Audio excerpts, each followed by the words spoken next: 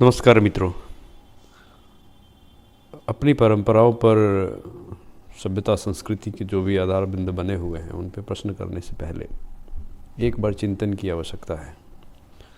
और मेरा आप सबसे आग्रह होगा कि जब भी आपको ऐसा किसी भी सभ्यता संस्कृति के मूल पर अंदर से प्रश्न उठे तो एक बार चिंतन करें, उसके बाद ही उस प्रश्न को आगे किसी के पास ले जाए।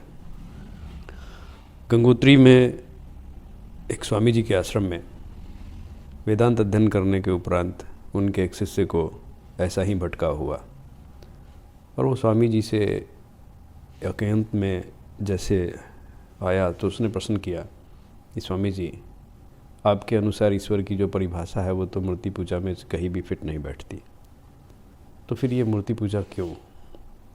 स्वामी जी ने मंद मुस्कान में शिष्य की तरफ देखा और कहा कि आज के अध्ययन के उपरांत जिस तरह का भटकाव आपके मन में आया है, आप चिंता मत करिए, समय के साथ ये भटकाव दूर हो जाएगा। पर शिष्य के मन में जो शंका उत्पन्न हुई थी वो दिन भर उसके मन में पीड़ा बन घूमती रही। वो जिधर जाए उसके मन में वो उसको लेके शांति नहीं थी। उसकी जो मन में भटकाव उत्पन्न हुई थी वो स्वामी जी के नज़र में भी थी, बट स्वामी जी कोई प्रतिक्रिया नहीं दिए।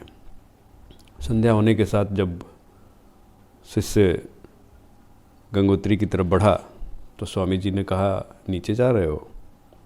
अमूमन जल लेने के लिए पहाड़ी से नीचे आते हैं लोग। तो शिष्य ने कहा, हाँ स्वामी जी। तो उन्होंने कहा, थोड़ा गंगा जल लेते आना।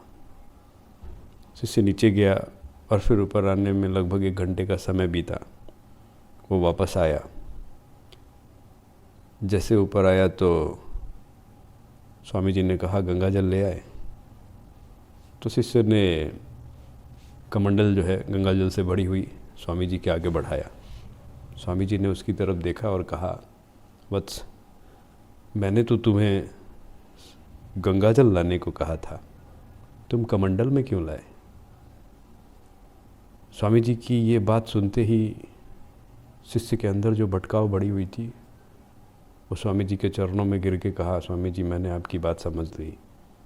मेरे प्रश्न का उत्तर मुझे आपने बहुत प्रायोगिक तरीके से दे दिया। आपका बहुत बहुत धन्यवाद।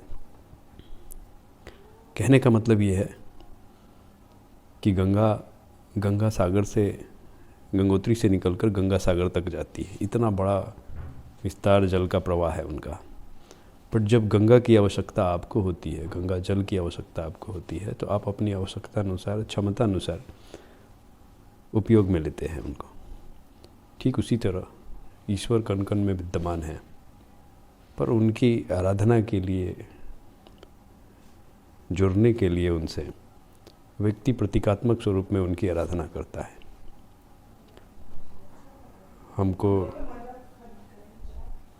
मन में कभी भी भटकाव हो तो ये कोशिश करनी चाहिए कि किसी माध्यम से पहले उसे दूर करें, आत्मचिंतन से अगर वो दूर नहीं हो रहा है तो। और वेदों में ऐसा कहा गया है कि वैदिक ज्ञान को समझने के लिए आपको एक गुरु की आवश्यकता होगी। तो सभ्यता संस्कृति पर क्वेश्चन करने से पहले प्रश्न भी मन में आए तो एक बार ज़रूर किसी विद्वान से सलाह लेकर उस पर निराकरण पाएं। धन्यवाद।